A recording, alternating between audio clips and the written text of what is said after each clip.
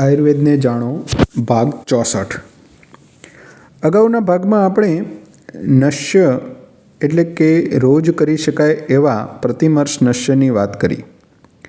તેમાં કયા કયા દ્રવ્યો કે તેલનો ઉપયોગ કરી શકાય, તેનાથી શું લાભ થાય અને કઈ રીતે તેને નાખવું જોઈએ તે વિશે આપણે વિસ્તૃત ચર્ચા કરી। આજે આપણે જોઈશું કે કયા સમયે નાખવું।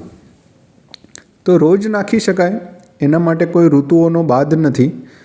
જે નશ્ય કર્મ છે કે જેમાં માત્રા વધારે નાખવાની થતી હોય છે, જે પંચકર્મનો એક ભાગ કહેવાય, એની અંદર ઘણા રિસ્ટ્રિક્શનો છે।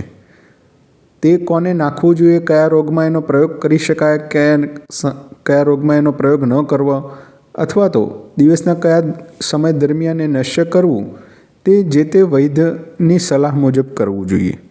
પરંતુ આ જે દિનચર્યાની અંદર જે આપણે કરીએ છીએ પ્રતિમર્શ નશ્ય, નાકમાં જે તેલ નાખવાની કે લગાવવાની વાત છે, તે દરેક ઋતુમાં કરી શકાય છે, દરેક વ્યક્તિ કરી શકે છે।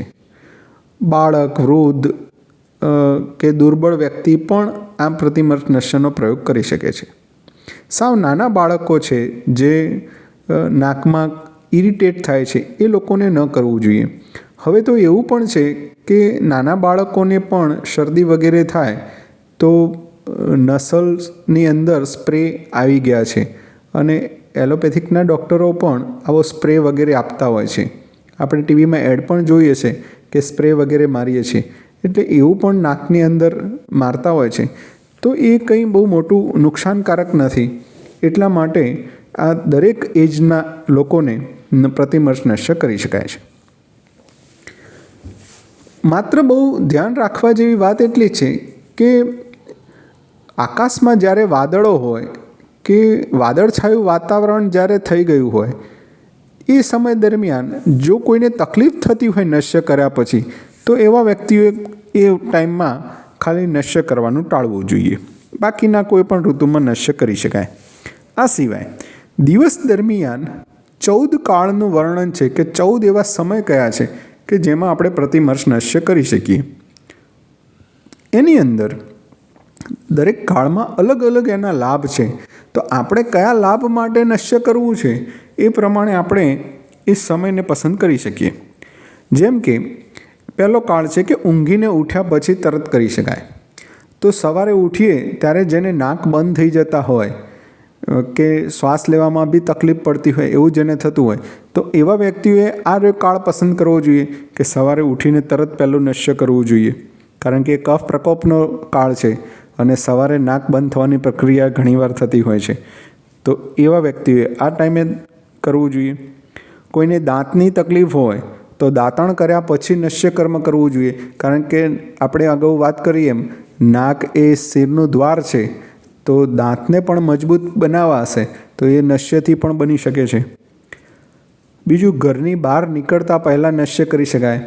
બહાર જઈએ અને જેને ધૂળની કે ધુમાડાની એલર્જી હોય છે, તો એ વ્યક્તિઓ ઘણીવાર માઇગ્રેન વગેરેવાળા જેને થતું હોય છે કે બહાર તડકામાં કે બહાર બજારમાં જઈને આવે ત્યારે માથું દુખવાની શરૂઆત થતી હોય છે, પ્રવાસ વગેરે કરે તો માથું દુખાતું હોય, એ વ્યક્તિઓએ ઘરની બહાર નીકળતા પહેલાં આ નશ્ય કરવું જોઈએ। વ્યાયામ અને મૈથુન આ કર્યા પછી, એટલે જે દુર્બળ વ્યક્તિઓ છે તેઓ જ્યારે વ્યાયામ કરીને જ્યારે થાક લાગે છે તો એમને એ થાક દૂર કરવા માટે આવું નશ્ય કરવું જોઈએ। વધારે ચાલ્યા પછી આ પણ જો બહુ જ ચાલવાનું થયું હોય, થાક લાગ્યો હોય, ત્યારે પ્રયોગ કરી શકાય। મળમૂત્રના વિસર્જન પછી, મળત્યાગ કે મૂત્રત્યાગ પછી નશ્ય કરવાથી આંખને ફાયદો થાય છે। આ એક શાસ્ત્રની અંદર લખેલું છે। તો જેને આંખના ચશ્મા કે નંબર છે એ લોકોએ આ સમય પસંદ કરવો જોઈએ। કવળ અને અંજન, કવળ એટલે કે કોગળા કરવા, અંજન એટલે આંખમાં સુરમો નાખવો, જે આપણે અગાઉ અંજન વિશેની સંપૂર્ણ વાત કરી ચૂક્યા છીએ।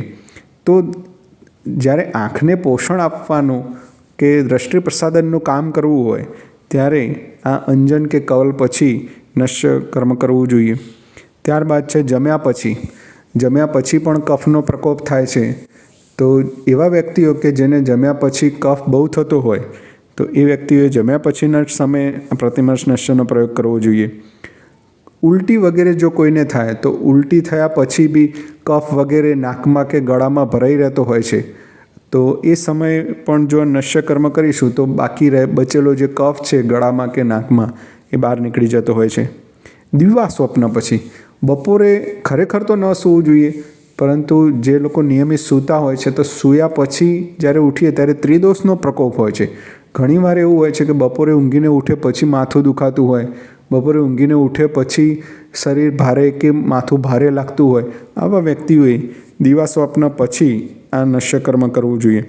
અને એક છેલ્લો કાળ છે 14મો, એટલે કે સાયંકાલ, સાંજના સમયે. સાયંકાલ એ વાત પ્રકોપનો કાળ છે. તો જેને વાયુની તકલીફો થતી હોય, માથું દુખાતું હોય વગેરે, તો સાયંકાલની અંદર આ નશ્ય કરી શકે.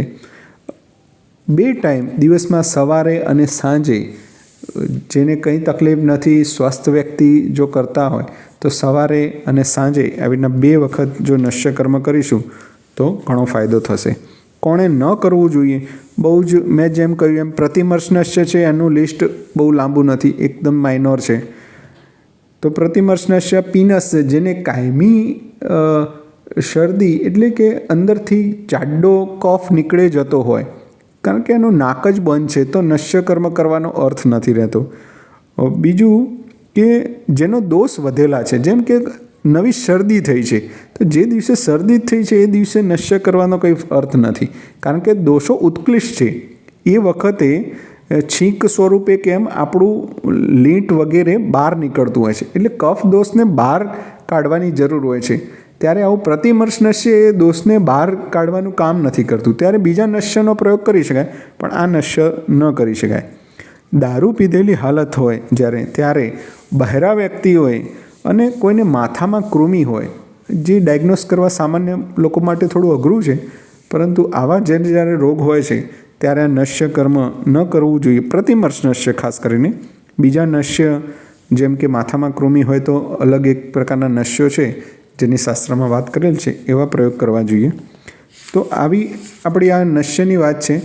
નશ્યનો એક ફાયદો એ છે કે જેને માથામાં તેલ નિયમિત નાખવું, એટલે કે શિરો અભ્યંગ, કર્ણપૂરણ વગેરે, અંજન વગેરે, આ બધી પ્રક્રિયાઓ નથી કરવી. અને આ બધી ઇન્દ્રિયોને જો પોષણ આપવું છે, વાળ સારા રાખવા છે, તો એ બધા વ્યક્તિઓએ આ નશ્ય કર્મનો પ્રયોગ રોજ કરવો જોઈએ, જેથી માથાની અંદર દરેક જે ઇન્દ્રિયો રહી એનું તર્પણ થશે, એનું પોષણ થશે અને એનું બળ પણ વધવાનું છે.